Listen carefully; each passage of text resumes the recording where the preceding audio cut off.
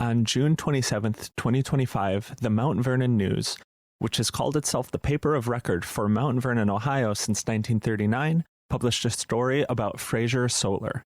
The Ohio Power Sitting Board had approved Fraser Solar's project, a $42.8 million, 120 megawatt solar facility in Knox County, Ohio, the day before, 8-1. The story called it a significant step for clean energy in Ohio. Even quoted an environmental lawyer calling the decision transformative. The byline read, Mount Vernon News. For 12 months before that, the same paper ran 52 stories that were negative on solar, 42 of them about Fraser specifically.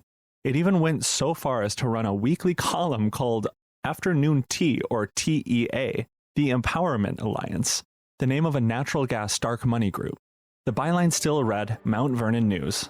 The paper had recently been purchased by a controversial media conglomerate named Metric, with ties to the GOP, various conservative dark money groups, and friend of the show Peter Thiel.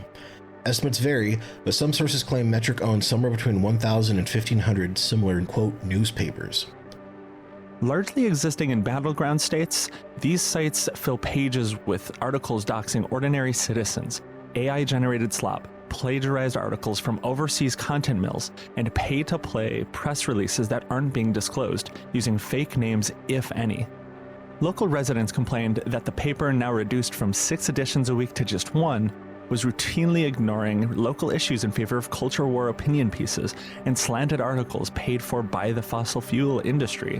One resident complained that the paper couldn't even get a funeral announcement out until after their loved one had already been buried. Today on Kill the Computer, we're starting a new multi-episode arc taking a look at disinformation in the wake of local media's death, the ghosts that haunt it, and the monsters of new media in the face of the upcoming U.S. midterm elections. We hope you enjoy the show.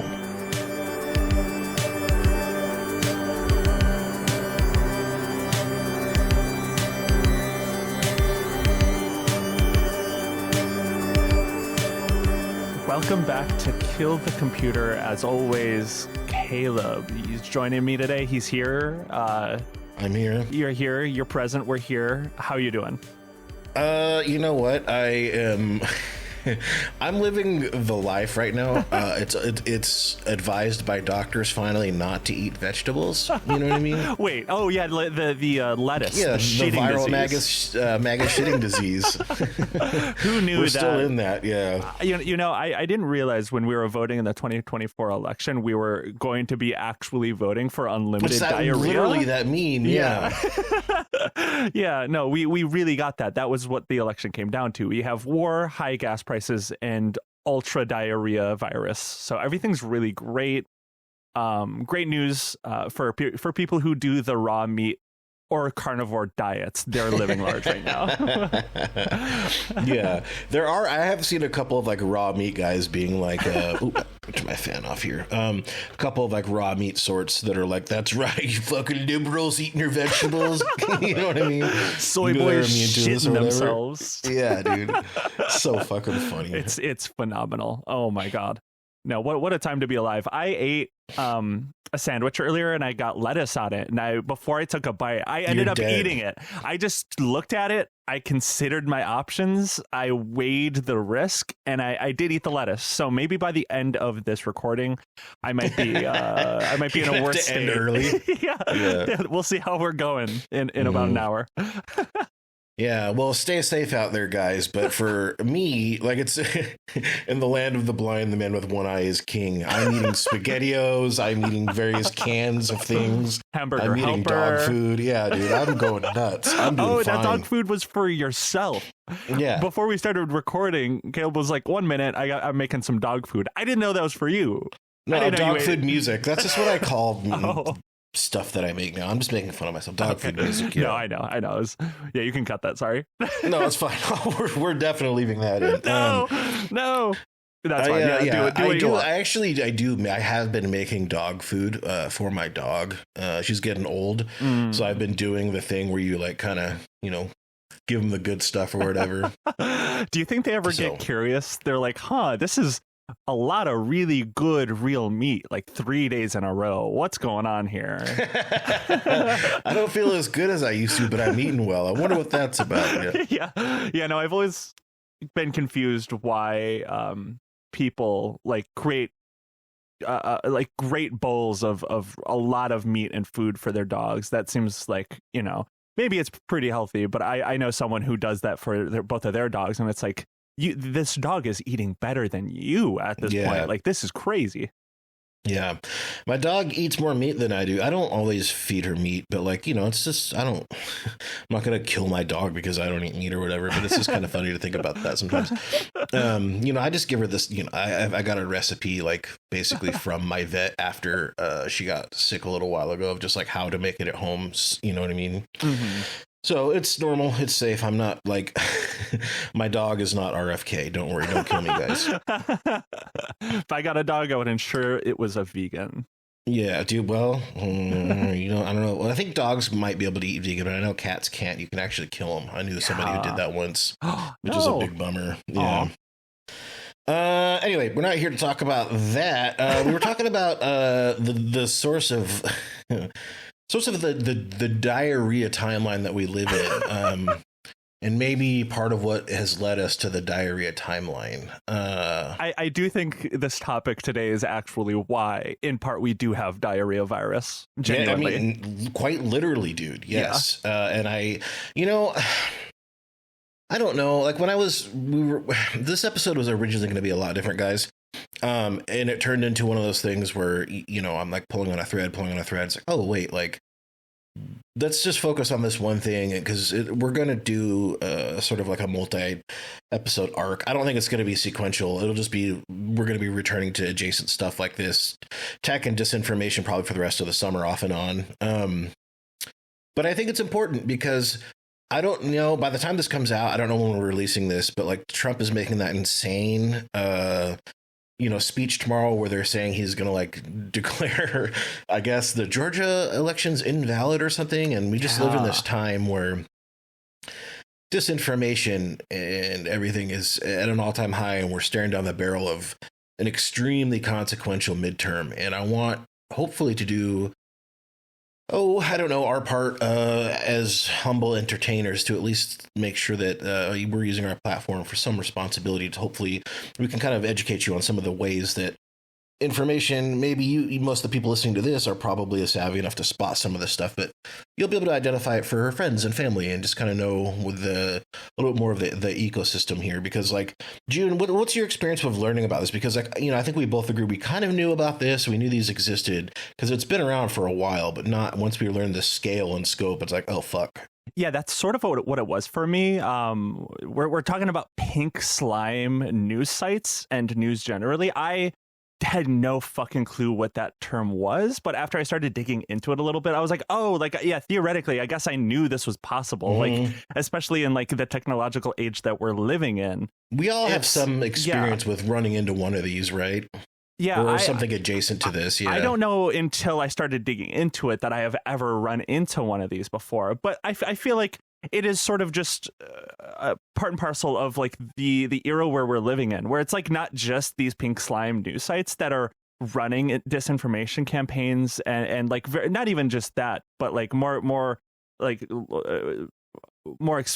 explicitly, I think, just the like loss of objective journalism. Like you see a lot of people like Nick Shirley. I always use him as an example of like a pretty explicitly partisan like pundit and air quote journalist for the right wing, where it's like that's just sort of a lot of what the news is now. It's just people making news stories that is like just based on pure bullshit. Did you see that JD Vance made that post about Nick Shirley today, by the way? Oh, God damn. He said, I mean, I don't know what this is, but I do know he wanted to like nominate Nick Shirley for a Pulitzer. Is it about that still?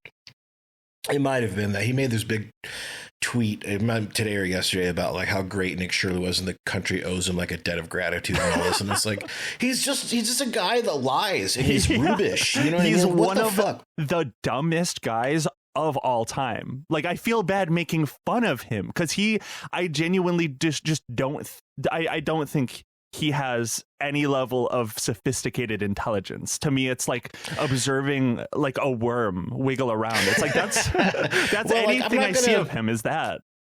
I'm not going to really advocate for people listening to Channel 5 for obvious reasons, if you know who runs that and everything in his history. Yeah. But that interview with Nick Shirley was fucking crazy. And then like Nick Shirley was complaining because it made him look stupid. And then Andrew Kellum was like, fine, I'll just release the whole thing. It made him look even dumber. Like, yeah, the editing made him look way better. But you know, like this is sort of just like the era we live in, where there is not really that much objective journalism anymore. And I think digging into Pink Slime, which we're talking about today, is that it's a lot more widespread and everywhere. It's so much more much more of a problem than I originally even conceptualized, I think. We've been talking about this now for 10 minutes or something. Before we get much further, for those who don't know, like what is a Pink Slime website, and what's the, like what is it, and where does that name come from? That's kind of nasty, right? Yeah, I mean, I kind of like the name. I like a gross sounding thing.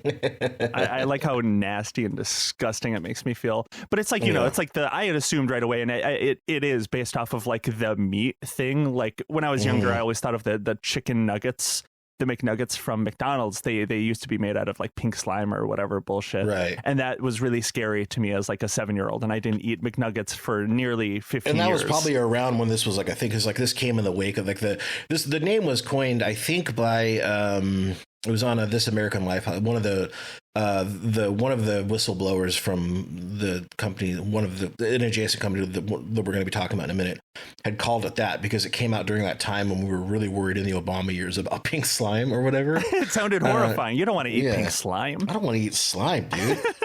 I want to eat chicken nuggets from McDonald's, not pink slime. Yeah, no one wants to eat slime. Yeah. But now we're reading slime.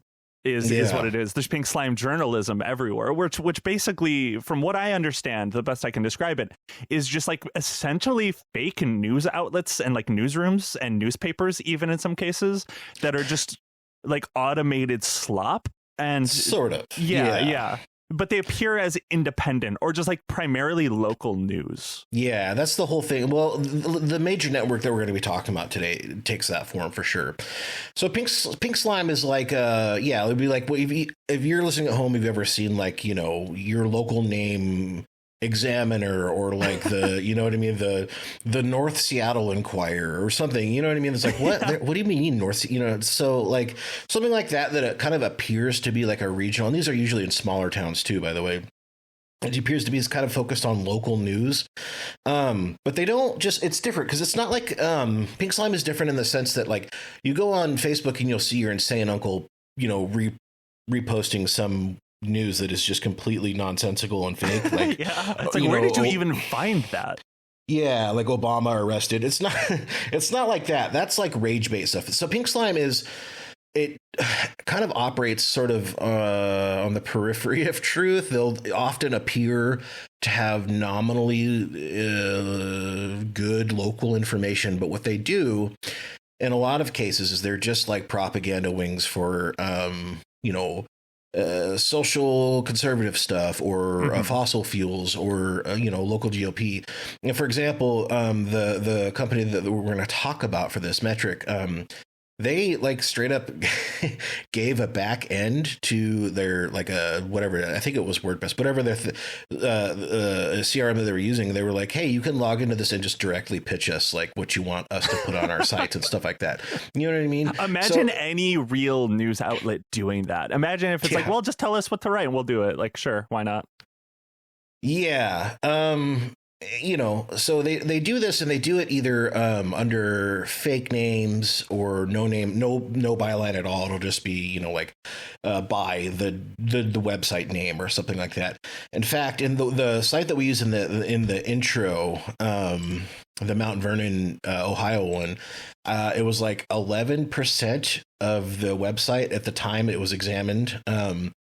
Only 11% of the articles on there had like a byline from a human being, and this guy had previously been caught using fake names. So his whole thing that this started out back in 2012 under a different name. So it's known as Metric now. If you hear us use different names, and we will, just understand that by design, these guys sort of like it's really confusing on purpose. It's very opaque. They change, and we'll try to keep up with this as best we can.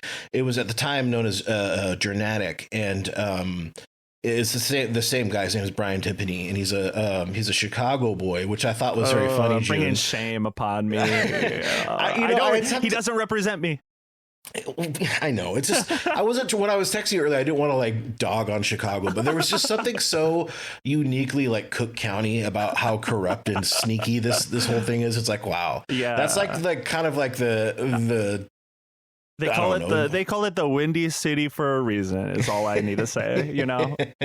Like, it's like perfectly, especially like leading up to the Trump era, like that was 2012, and it sort of helped create this a really broad network of like right aligned news websites to like put out the narratives that they exactly wanted to go out there. And just like right off the bat, two things I noticed right away after like digging into some of these, like some of the specific examples, is they're all just like very vaguely named to just sound like trustworthy news sites, where it's just like the Atlanta Times Examiner. They all sound like that. They all sound like genuinely real things. Like if someone told me like out one too. Yeah. And like if you put like four in front of me, one of them being like a real like local news site and three just completely fake pink slime journalist ones, I genuinely probably would not be able to pick out whatever the real one was. You're talking just like the names? Yeah, just the naming scheme. They'd really lean into that. Like, oh, it's just like the Reporter Times, the you know, it's all like that. It all just sounds like genuine, legitimate news organizations. Yeah, well, in some cases, like, you know, again, Mount Vernon News that we used as the example in the beginning, like that was a real paper, and they buy out real ones too. So they sort of like launder through existing, you know, failing, because as we all know, these websites are bleeding to death. A lot of them, there are like two options. Like I think USA Today owns like every regional paper in like my area now. Or you get bought out by one of these pink slime type companies. You know what I'm saying? Yeah. It's not real good. So they buy them or they make them. And so this guy, Brian Timpany, he's a Chicago. He was a former TV reporter. Were you familiar with him from that at all, June? Never heard of this guy before I started digging into this. He was a former, he worked on TV. I don't know for how long. It was just like a local dude. Yeah, like local TV reporter guy for I believe a pretty brief period of time, and then he was a spokesman for Lee Daniels, who was the Illinois House GOP leader. You know, so is involved with some super far right, like Catholic social groups and stuff like that too. He and his brother. So Brian Timpany is the main guy, and someone just to list off some of these names you're going to hear. The main one that we talk about that he owns currently is Metric Media. There's another one that he has called LGIS, also known as Franklin Archer. There's that Journatic, Locality Labs, Direct Tech, you know, so they use all these different, there's more, but they use all these different kinds of LLCs to run through this, so it's harder to find. And that's definitely by design. Like, say what you will about Brian Timpany, he knows, like, because we're going to talk about how he like uses public records and stuff to abuse people. Yeah. He knows he's got to be kind of skipping from rock to rock here. Is it good when you try to hide all of your affiliations and funding? Famously, that's a good, honorable thing, right? Yeah. No, and another thing also that like got this with me, you mentioned that there's not a lot of like real people in bylines. I saw examples when I was reading up on some of the stuff where people like actual journalists, like real people that would work for these like taken over pink slime journalist websites and newsrooms would like lie to people. Sometimes they would just like make up that they're working for legitimate news sites like ABC and shit to like get a story, to get a hook, which is incredible. It is just sort of like a complete like corruption of like what journalism is, which like like these days and age, like this like what is this, the newsroom, like the TV show, like obviously journalism is like a lot of bullshit. There's like the Washington Post is a great example of like journalism just being captured by the wealthy. So it's like, I'm not trying to do like it's a holy practice. I'm not doing like a Sorkin thing, but it's like even worse. Dude, I am. That's the one area that I just posted today. I libbed out over like how important journalism is. It is important though. I will say it is important. It is important, but it's not always like a pure holy thing. Like Aaron Sorkin wants us for sure. Yeah. Especially when it like gets bought out by like Jeff Bezos or whatever bullshit. Totally. Hey everybody, this is Caleb. This has been a preview of a premium episode. You can always find the rest of these at patreon.com/killthecomputer. There's about an hour left of this one. It's a pretty good one, getting into the nuts and bolts of how these networks operate and such. We'll see you next time. Thanks.